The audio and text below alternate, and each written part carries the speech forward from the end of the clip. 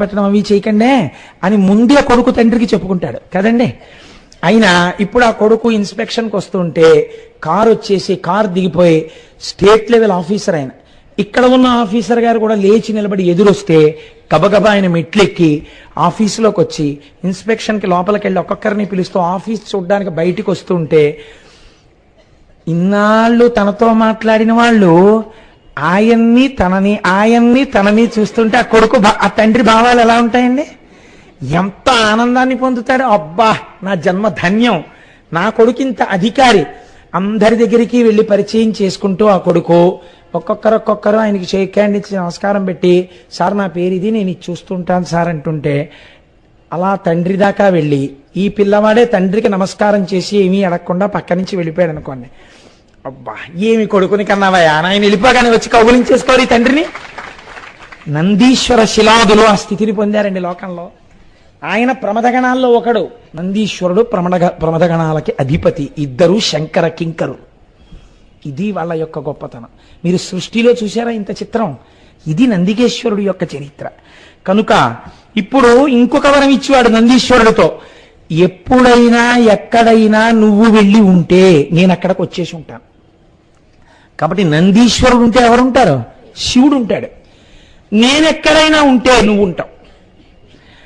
నేను శివుడిగా ఎక్కడైనా శివాలయం కట్టారో లింగ ప్రతిష్ఠ చేసి విడిచిపెడితే అది శివాలయం కాదు, నా ఎదురుగుండా నువ్వు ఉండాలి. కాబట్టి నువ్వు ఎచ్చట ఉంటావో అక్కడ నేను ఉంటాను, నువ్వు ఎక్కడుంటావో అక్కడికి నేను వచ్చేస్తాను. అంటే ఇప్పుడు నిజంగా ఎంత స్థితిని ఇది శిలాదుడు అడిగింది. గొప్ప భక్తి తత్పరుడు కావాలి నా కొడుకని అడిగాడు. ఆ పుట్టినవాడి భక్తికి ఈశ్వరుడు వశుడైపోయాడు. వశుడైపోయి ఈ వరం ఇచ్చాడు. అయితే చిత్రం ఏమన్నారంటే ఇందులో, ఈ లీల ఎవడేని లోలమతిని వినినా చదివినా లోకసుఖంబుల్ చాలబడసి పరమందున నీలగ్రీవని పదంబు నెక్కును మౌనుల్. ఎవరైనా ఈ నందికేశ్వర చరిత్రని చదివినా, చేతులొగ్గి నమస్కరిస్తూ విన్నా, భగవంతుడి యొక్క అనుగ్రహాన్ని, నందికేశ్వరుడి యొక్క వైభవాన్ని మనసులో తరించుకుని మురిసిపోయినా వారికి ఇహమునందు సమస్త సుఖములనిచ్చి అంచమునందు ఇది విని పరవశించిపోయిన వారిని ఈశ్వరుడు తన ప్రమదగణములలో ఒకరిగా చేర్చుకుంటున్నాడు అని అభయం ఇచ్చారు. అయితే మీరు ఒక చిత్రం చూడండి, నందీశ్వరుడు వృషభంగా ఎందుకుంటాడు అన్న విషయాన్ని మీకు నేను విజ్ఞాపన చేశాను, ఆది వృషభము అని. అయితే శైవాగమం ఒక ఆంక్ష విధించింది. శివలింగ దర్శనం చేసేటప్పుడు శివాలయంలో మనం వెళ్ళాం కదా అని చెప్పి నందీశ్వరుడి పక్క నుంచి వెళ్ళడం కానీ, నందికి శివుడికి మధ్యలోంచి వెళ్ళడం కానీ చేయరాదు. శివాలయంలో దర్శనం చేసేటప్పుడు ఎలా చెయ్యాలో శైవాగమం చెప్పింది. అలా తప్ప వేరొకలా దర్శనం మీరు చెయ్యరాదు. అలా చేస్తే ఏమవుతుందో తెలుసా అండి? వేరొక మాటలో చెప్పాలంటే శివుడి యొక్క కోపమునకు గురవుతారు. ఎందుకని అది శివుడి యొక్క వరం. ఎలా చెయ్యాలి?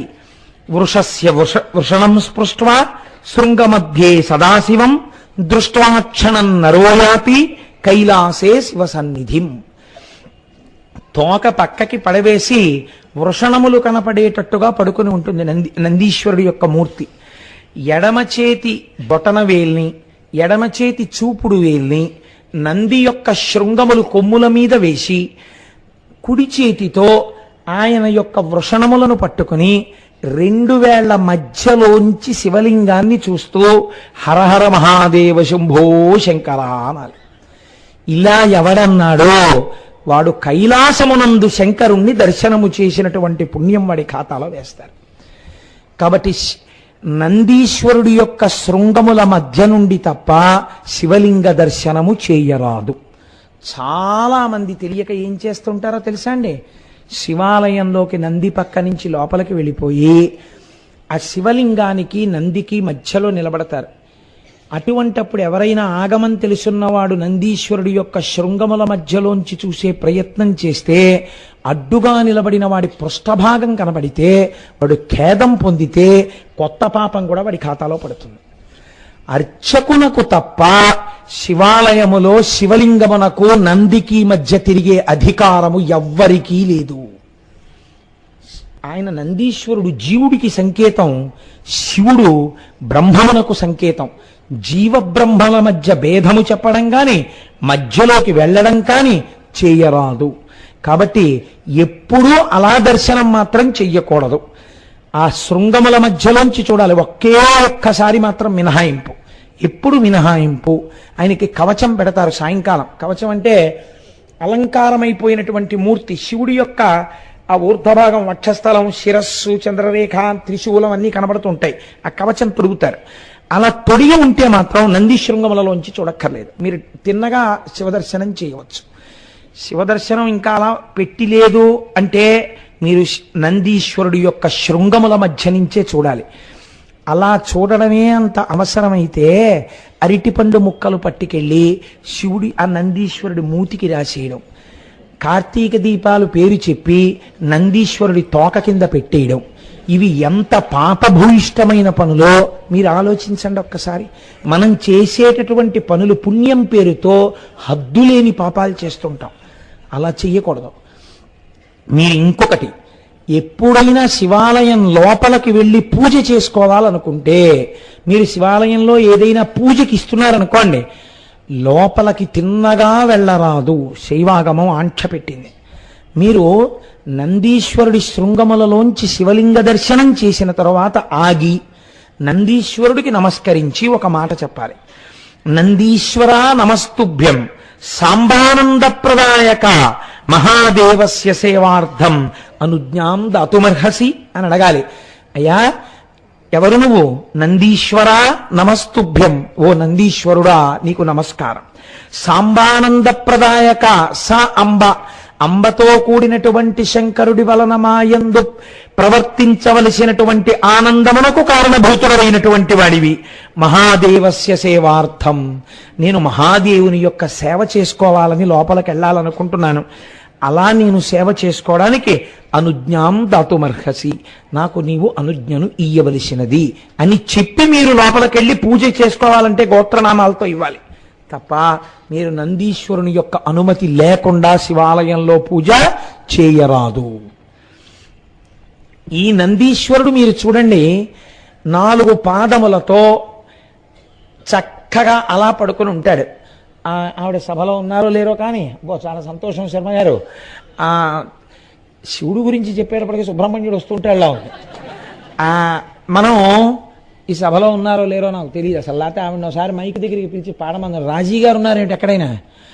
లేపాక్షి బసవయ్య లీచిరావయ్య కైలాస శిఖరిలా కదలిరావయ్య అని ఆ బసవయ్య ధర్మమునకు మారు పేరు. ఆ లేపాక్షిలో ఉండేటటువంటి బసవయ్య అంత అందంగా ఉంటాడు. ఆయన 4 పాదములతో పడుకుని ఉంటాడు. ఆ 4 పాదములు ఏమిటో తెలుసా అండి? అది ధర్మము. ఆ ధర్మము మీదనే భగవంతుడైనటువంటి శివుడు అధిరోహించి ఉంటాడు. మీకు ధర్మమే సమస్తమును తీరుస్తుంది. ధర్మమే సమస్తమునకు ఆలవాలమవుతుంది. ఆ ధర్మమే నందీశ్వరుడి యొక్క 4 పాదములుగా ఉంటుంది. ఆ 4 పాదములు ఏమిటో తెలుసా అండి? మీకు కనపడేటటువంటి డెక్కలు అవే సత్యము, శౌచము, తపస్సు, దయ. మీరు ప్రతిరోజు నందీశ్వరుడి యొక్క వృషణాల్ని పట్టుకుని ఆయన శృంగముల మధ్యలోంచి చూడడం మీకు అలవాటైతే మీకు తెలియకుండా ఈ 4 గుణాల్లో కొన్ని గుణాలు మీ యందు ప్రసరిస్తాయి. కనుక ఏమవుతుంది అంటే ఈ 4 పాదముల చేత నందీశ్వరుడు ధర్మమే తానై ఉన్నాడు. నాకు వచ్చే ముందు పరమాచార్య స్వామి వారి నైషధంలో ఒక గొప్ప శ్లోకం ఉంది. ఆ భోజ మహారాజు గారు చెంపూ రామాయణంలో చెప్తారు. ఎంత అందమైన శ్లోకం! ఆ చెంపూ రామాయణం కూడా ఎప్పుడు వచ్చింది అనుకుంటున్నారు? భోజరాజు గారు నిష్కారణంగా కాళిదాసు గారి దగ్గరికి వెళ్ళి అబద్ధం చెప్పారు. భోజరాజు చచ్చిపోయి వాళ్ళకి 11 రోజులైందని. ఆ మాట వినగానే కాళిదాసు గారికి ఈ మాట చెప్పగానే కాళిదాసు గారు నిజంగా భోజరాజు గారు చచ్చిపోయారు అనుకుని శ్లోకం చెప్పారు. చెప్పేటప్పటికీ భోజరాజు గారు నిజంగా చనిపోయారు. ఆయన మాట సత్యమైపోతుంది. ఆయన చనిపోయేటప్పటికీ నిజంగా భోజరాజు చనిపోయాడు, ఇప్పుడే నా దగ్గరికి వచ్చి చెప్పడం వల్లే చచ్చిపోయాడు నేను అనడం వల్ల అని తెలుసుకుని కాళిదాసు గారు ఏడ్చాడు. ఏడిస్తే సరస్వతీదేవి ప్రత్యక్షమైంది. నీ ఏడుపు నేను చూడలేను, నా స్వరూపమే నువ్వు. ఎప్పుడైనా భోజ కాళిదాసులు విందురుగా అయ్య బాబోయ్ ఏమి చరిత్రో